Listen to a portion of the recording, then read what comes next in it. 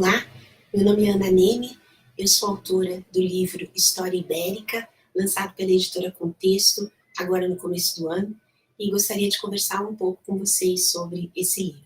Tá? Ele é resultado de uma vida inteira de pesquisa em torno do grande tema História Ibérica, especialmente na época contemporânea, mas esta época contemporânea vive às voltas com os impérios da chamada época moderna, né, usando aqui as temporalidades tradicionais, sem, no entanto, considerá-las fundamentais, como eu vou dizer mais à frente. Eu gostaria, para essa conversa, de destacar dois assuntos abordados nesse livro e que me parecem demonstrar a relevância de se estudar e ensinar história ibérica. O primeiro deles diz respeito à formação, desenvolvimento e periferização dos impérios ibéricos a partir da primeira modernidade. Esse é um tema que aparece na escrita dos intelectuais que, a partir do final do século XIX, pretenderam discutir o lugar da Península Ibérica e seus dois estados-nação, Portugal e Espanha, no mundo contemporâneo das nações desenvolvidas. Não é possível pensar Portugal e Espanha na época contemporânea sem considerar a experiência dos impérios, que no caso de Portugal se manteve ainda até os anos de 1970 e no caso da Espanha até os anos de 1890. A finalização dos dois impérios se dá nessas duas temporalidades curtas que estão neste livro inseridas numa temporalidade de tempo longo que dialoga com a formação, desenvolvimento, periferização, perda destes impérios. Esse é o tema geral. Por que ele é relevante? Porque os intelectuais, a partir do final do século XIX, assim como os letrados nos séculos anteriores, e desde o Padre Vieira, no caso de Portugal, Celiorigo, no caso da Espanha, lá no século, começo da primeira modernidade, todos esses letrados daquela época e os intelectuais, a partir do final do século XIX, estão tentando entender o lugar de Portugal e Espanha, ou dos impérios, quando ainda existentes, no mundo moderno dos cidadãos. Essa é a discussão com a qual eles se preocupam. E é uma discussão que, no limite, aparecia sempre em torno dos seguintes termos, né? Estas nações estão dentro da experiência ocidental ou são uma variante, uma excepcionalidade? Qual é o lugar destes países peninsulares na experiência ocidental? Não é por acaso que o José Saramago faz um diálogo com toda esta tradição de debate em A Jangada de Pedra, quando a península se desgruda, e existem aqueles que dizem, mas sempre foram selvagens mesmo, melhor deixar ir para lá, que eles não têm muito a ver com a gente.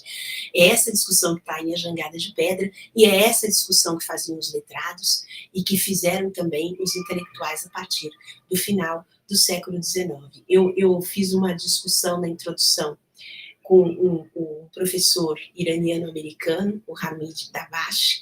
Ele escreveu um livro perguntando sobre se os não-europeus podiam pensar. Né? É claro que podem, desde que o modo de pensar não seja relatado à forma filosófica do Ocidente. É essa discussão que ele está fazendo, e para responder, ele busca epistemologias dissonantes. Uma delas, aquela desenvolvida por José Ortega y Gasset, um filósofo espanhol que foi muito importante nas 3 primeiras décadas do século XX, foi constituinte na República Espanhola a partir de 1931, e depois parte do seu projeto para a resolução do problema dos regionalismos apareceu também no constitucionalismo dos anos de 1970. Então, o primeiro ponto que eu acho importante relevar em relação à história ibérica é o entendimento do lugar destes impérios na experiência contemporânea em relação à tópica ocidental, que considera modernos aqueles que aliaram capitalismo e liberalismo, né? E em relação aos estudos mais recentes que, recusando esta tópica, procuram experiências e epistemologias dissonantes em relação à experiência ocidental. Então, o ensino de história ibérica é muito importante para fazer esta discussão. Esse é o primeiro ponto que eu acho que gostaria de relevar aqui. O segundo ponto diz respeito aos regionalismos, aos separatismos, aos nacionalismos, conforme se queira nomear, tá?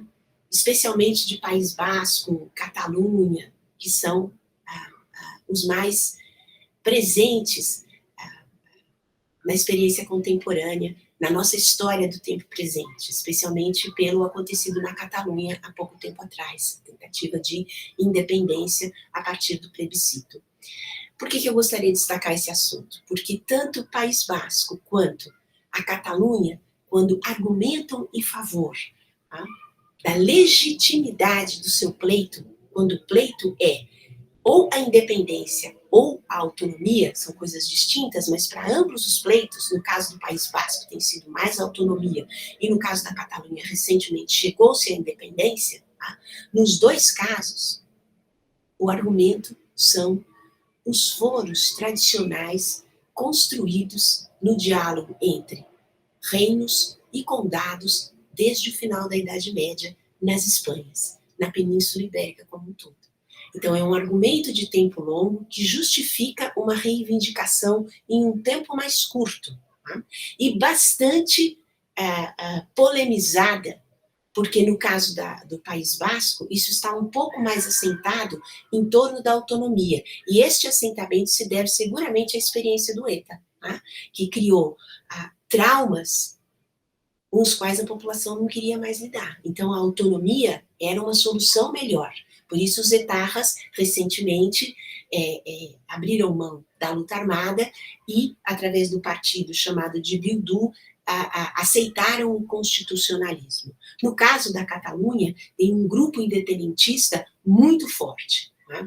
Mas nos dois casos, seja pela autonomia, seja pela independência, o argumento está nesses foros tradicionais. Portanto, uma história ibérica de tempo longo nos ajuda a pensar epistemologias dissonantes, experiências dissonantes, e especialmente a pensar fora de modelos, né?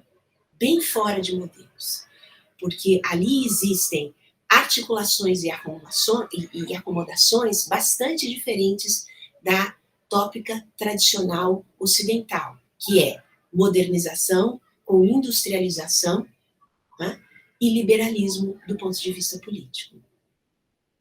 A experiência chinesa recentemente, por si, já contesta esta tese, mas a experiência ibérica, né, na época contemporânea, já fazia essa contestação, já colocava outros elementos. Não estou aqui discutindo, entrando no mérito das proposições, que muitas delas são conservadoras, evidentemente. Né?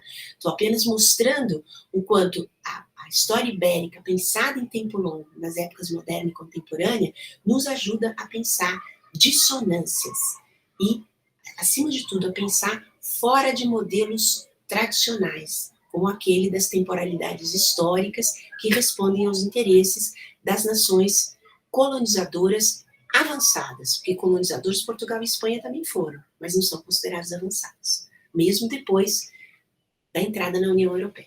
Então eu convido a leitura, convido ao debate, evidentemente que ali existem questões que não estão pacificadas e nem devem estar, é para isso que somos historiadores, para manter as discordâncias sempre em evidência. Muito obrigada e boa leitura.